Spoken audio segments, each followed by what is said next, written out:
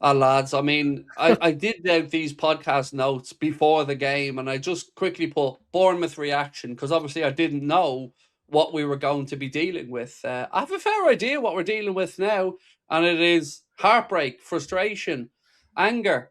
I mean, Mr. Stonage, I'll come to you first, sir. Your initial feeling after battling back into that game and then losing it again at the death. It just felt obvious. That was the issue with it. I don't know about if you boys felt that as well. Like, it just felt like as soon as we got back to 2-2, it felt like our legs just completely went. We've seen it so many times this season where we've fought into games. We've had great periods in matches, and then we just completely fall off. I don't know whether it's the style, whether it's the amount of matches, whether it's the injuries. I don't know what the excuse is, whether it's been windy. But like, I'm running out of anything here. I'm running out of any sort of positivity, and that's coming from fucking Ned Flanders. Like, honestly, I've run out of everything. He's got to go, man. Like, it's got to the point where we've won 5 out of the last 18 Premier League matches. Do you know, the last man who did that was Kenny Dalglish, and he got sacked. Like, and at least then we had some fucking shit footballers that we could blame it on. Now we've got good players. That's where the issue comes from for me. I understand that players are performing to their optimum. I understand the whole Jota thing, but honestly, I'm just done with the way that this club is going. It's been poor squad planning. Yeah, it's just an amalgamation, a smorgasbord of shit. See, Arno, what you've done to one of the characters in Guess Who? This is what you have reduced him to. This level of anger and curiosity that we've not seen before.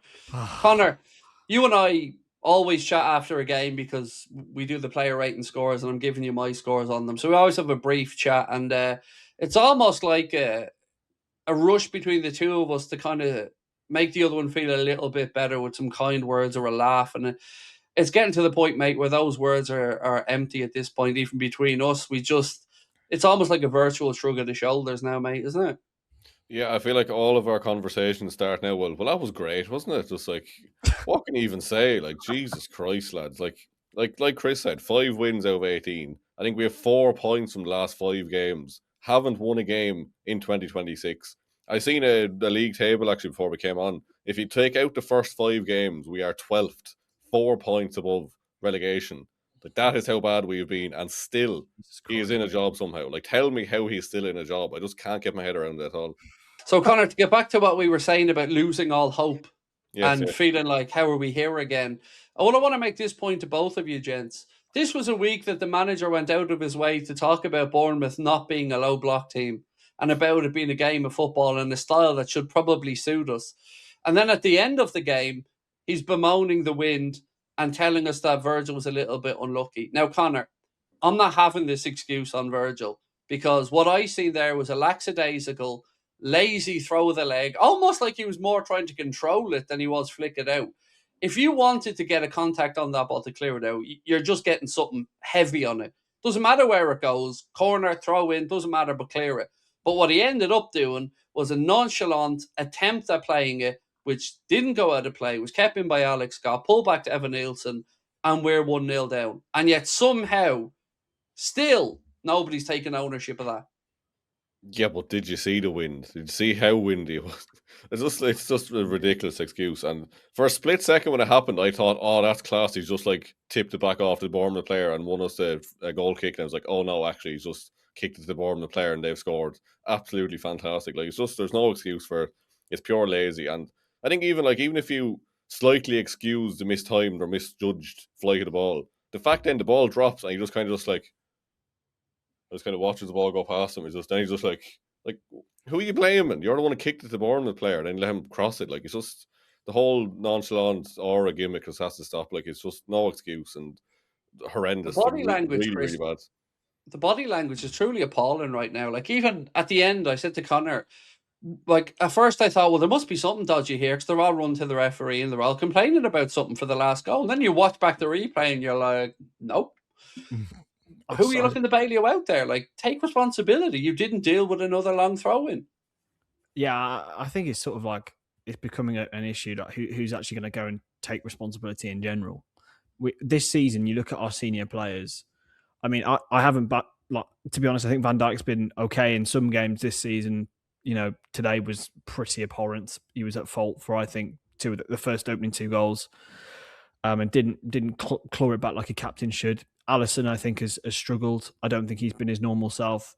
I look at, Mo Salah today was absolutely anonymous. He seems to have forgotten how to shoot. Can I ask you a question on him, Go on. actually, Chris? And I'd be interested in Connor's answer on this because it's a theory that was put to me in the chat by someone. And again, feel free to play along in the comments. Do you think like it's at a point now where Arne Slot is thinking, I got to play Salah because if I don't play Salah, that's an additional headache on top of the headache that I already had. And this is at least going to keep things quieter. I think he's got to play Salah because there's no one else. Like, who else are we going to play there? Like, I suppose you could play Frimpong there, but he looked knackered by the end.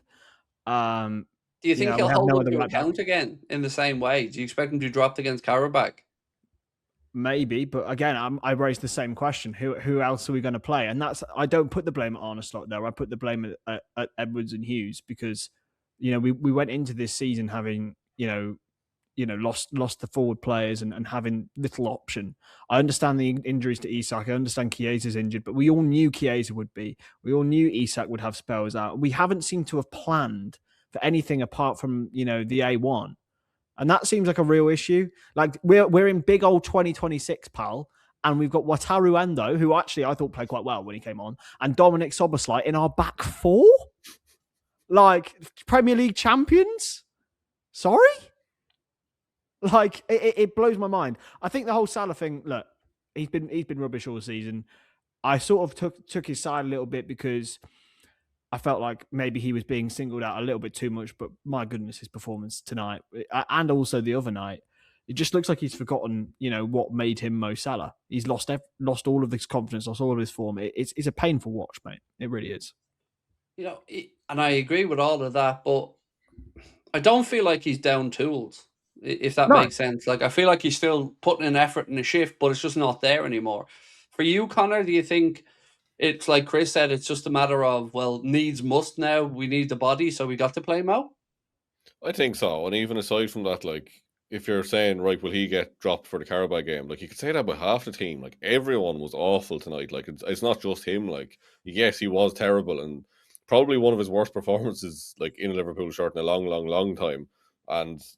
But again, yeah, who do you bring in? And then also, you could make a case for everyone to be dropped because everyone was terrible. And again, that just comes back on the manager. Like, if everyone is shit, that's not an individual thing. That is just lack of confidence, lack of motivation, lack of proper instructions. Like, even in the last game, we seen Curtis Jones being shouted instructions, and he was just like looking at the manager, being like, "I had no idea what you're even asking me to do here." Like, and even on top of that, then the whole like Alisson thing of not putting the ball out when Slot was telling him, and you raised it on the watch along, Craig. It's like, how much like little respect or little fear does he have to just go, nah, I'll just keep playing? Like, just the manager is shouting a direct instruction at you, do it or not. Like, if you're not going to do it, it's a complete disrespect to the manager or a complete disregard to, again, the fear factor, everything. Like, it's so obviously clear that he's lost the dressing room, and it's just it has to be finished. It just has to be. Again, I think all of those points are correct, and I have to say again, none of us, and I do know I speak for everyone, none of us take any pleasure in any of these conversations. We'd much rather be sitting here talking about a glorious victory and us getting back to ourselves. But